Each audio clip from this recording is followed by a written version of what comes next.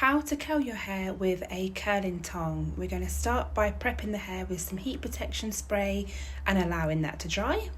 You want to use around 2-inch sections of hair, and here you can see the clamp, which is the silver part of this curling tong, is facing the mirror.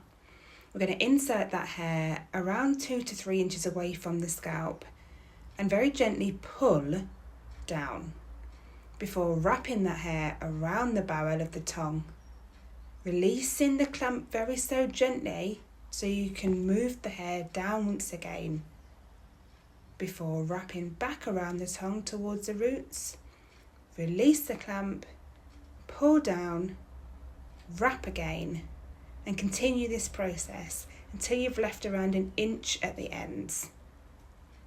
When you've left that amount of hair, we're going to wrap all the way up to the roots and leave it there for a few seconds before releasing the clamp once again and allowing that curl to drop.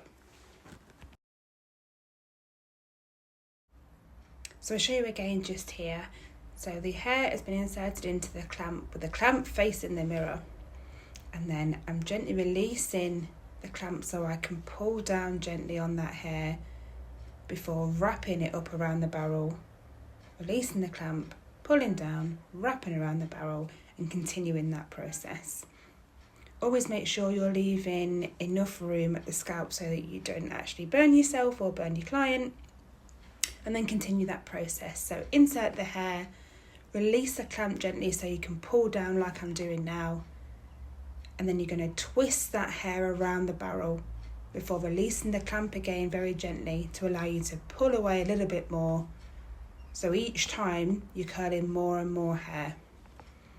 When you've left around 2 inches at the very ends, then you're going to curl all of that hair around the barrel and leave for a couple of seconds until all of that hair is warm before releasing the clamp once again and allowing that curl to form. So this time I'm curling away from the opposite side of the face. So the clamp would face the mirror on the left hand side, but the process is exactly the same. This can take quite a lot of getting used to. Sometimes you'll find that you can curl one side better than the other, and that's normally down to whether you're left or right-handed. But just persevere, because practice really does make perfect when trying to use a curling tong to curl the hair. So just here you can see I've gone in, clamped the tool and pulled down ever so gently before wrapping that hair around my barrel. Releasing the clamp ever so lightly to allow myself to pull away from the hair again before wrapping the hair around the barrel and continuing this process. So on this last curl, I'm going to show you in super slow motion. The hair goes in, pulling it down slightly and wrapping it up.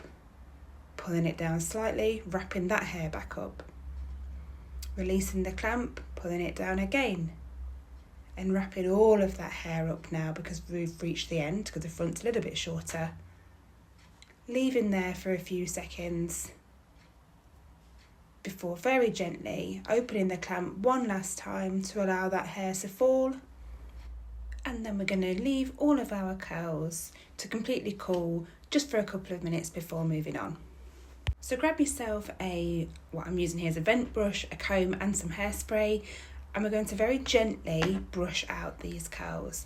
So you can see I'm holding towards the roots a lot of the time before brushing, because we don't want to pull on any of these curls that we've created, because this needs to just be a very light, really light movement when we're putting the brush or the comb through.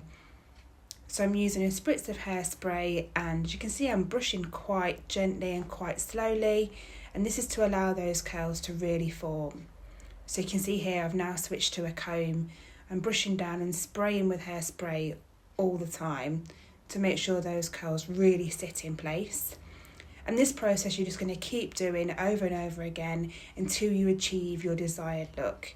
You can see here it's super shiny. Make sure you use a really good hairspray. You can even buy ones now that have got some shine spray incorporated. If not, you can then use a shine spray at the end, which I will do in a second, just to add some really beautiful shine and make sure that style looks as nice as possible. So you can see here I'm using Bedhead Shine Spray, which is my favourite, and this photographs really, really well. And as you can see here, the curls are absolutely stunning and they're going to last for days. Let me know if you try this.